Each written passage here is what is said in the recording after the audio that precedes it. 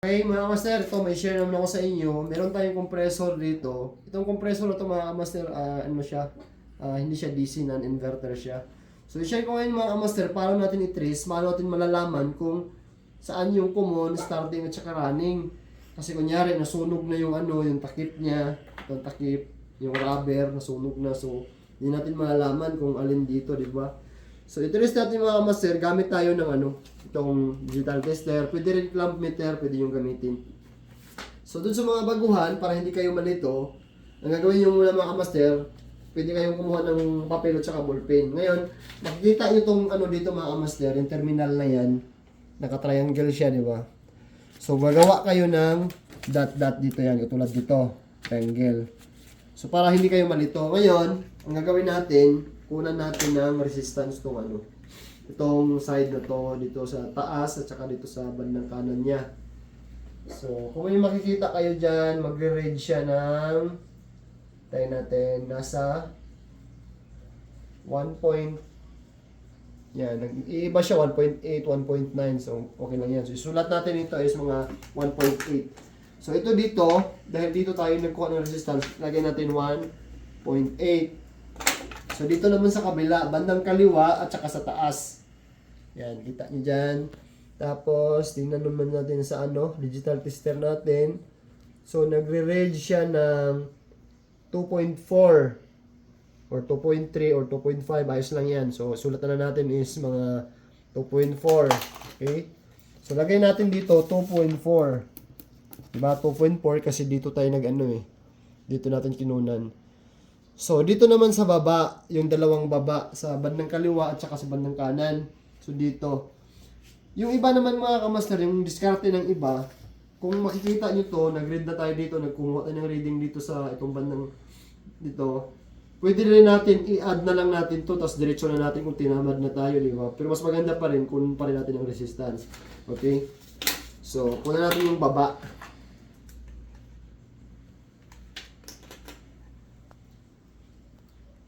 Yan. So, may makikita kayong ilan ba? Dapat nasa 4 to eh. Yan. So, nasa sa 4.1, 4.0, 4.1. Ayos lang yan. So, lagay natin dito is 4.1. So, ang ano kasi nito mga master, kung sino yung pinakamataas na no reading, siya yung starting, tapos yung kasunod is yung common, tapos yung pinakamababa is yung running.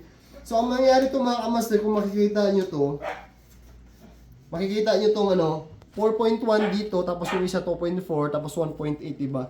So, itong dot na to is siya ang pinakamataas na reading sa dalawa na yan. So, ang mangyayari, gagawin natin, ito yung starting, tapos yung itong isa, pangalawa, kasunod, is common, tapos dito sa pinakamababa is running.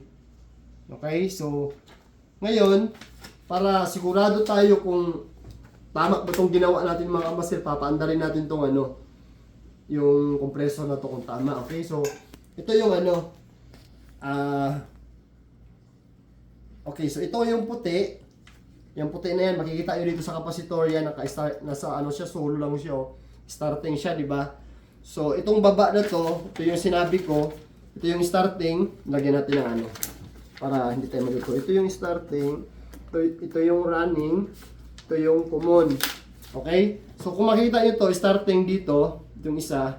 So, ilagay natin to, itong puti. Ito yung starting niya. Yung starting. Okay? So, kung makita nyo to, ito yung sabi ko common, di ba? So, itong red na to, ito yung common na ito sa contactor. Common. Okay, so, i-connect natin to. Common. Para malalaman natin kung tama ba yung ginawa natin, yung sa reading natin. Kasi yung iba kasi minsan may naguluhan, bakit daw mataas yung starting, kaya naguluhan sila. So itong isa, kung makita nyo ito yung running, yan. Itong itim, kabit din natin dito. Okay. So ito makita nyo mga master, yung running, itong itim na to.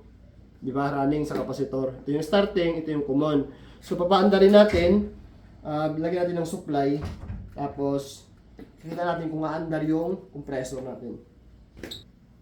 Okay, so may supply na yung ano natin mga master, yung unit ngayon.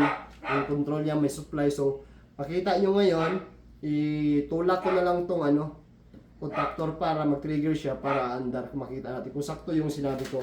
Na ito yung starting, ito yung running, ito yung common. Okay? So, paandarin natin. Yan.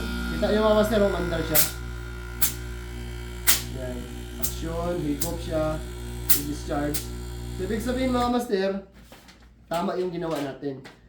Okay, so ganito lang gawin nyo mga master sa mga baguhan.